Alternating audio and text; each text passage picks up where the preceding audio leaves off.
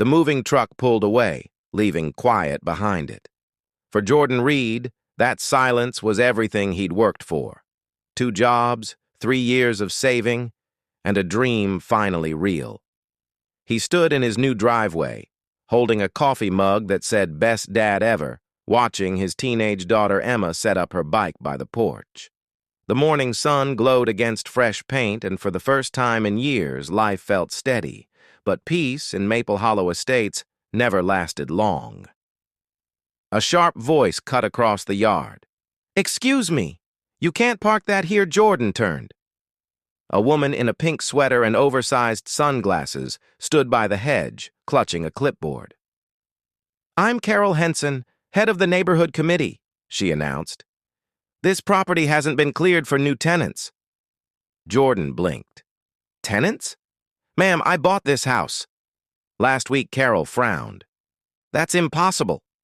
I manage listings for the previous owner." "Well," Jordan said evenly, "then you should update your records." "Because my name's on the deed." Her smile tightened. "People don't just buy homes here without HOA review." He chuckled lightly. "Guess I just did." She huffed, scribbling notes. "We'll see about that." By evening, the whispers had begun. 2 men across the street paused mid-conversation when Jordan walked by. Someone even took photos of his truck, the same truck with "Reed Home Repairs" painted on the side. The next morning, he found a white envelope taped to his door. "Notice of unauthorized occupancy. Immediate response required." Emma read over his shoulder. "Dad, what does that mean?" "It means," he said calmly, "some people don't like change." He sent an email to the HOA with proof of ownership. No reply. Then, around noon, a police cruiser pulled up. 2 officers stepped out. "Sir, we got a report of a possible break-in." Jordan exhaled. "Let me guess. Carol Henson?" They glanced at each other. "Mind showing ID and paperwork, sir?"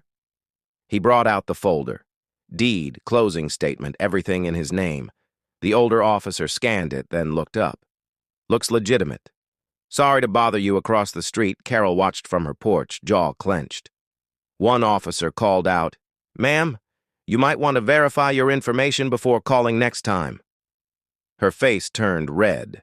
She stormed inside without a word.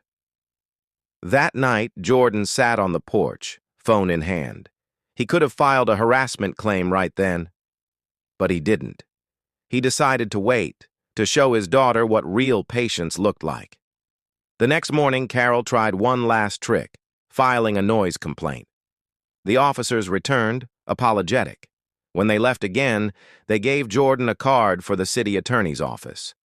That's when he made a call.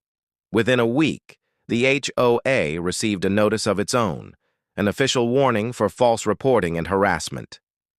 At the next neighborhood meeting, Jordan walked in quietly, holding the city letter. When Carol saw him, she froze. He placed the paper on the table. "This," he said calmly, "is what happens when you mistake prejudice for policy." The room went silent. One neighbor clapped, then another.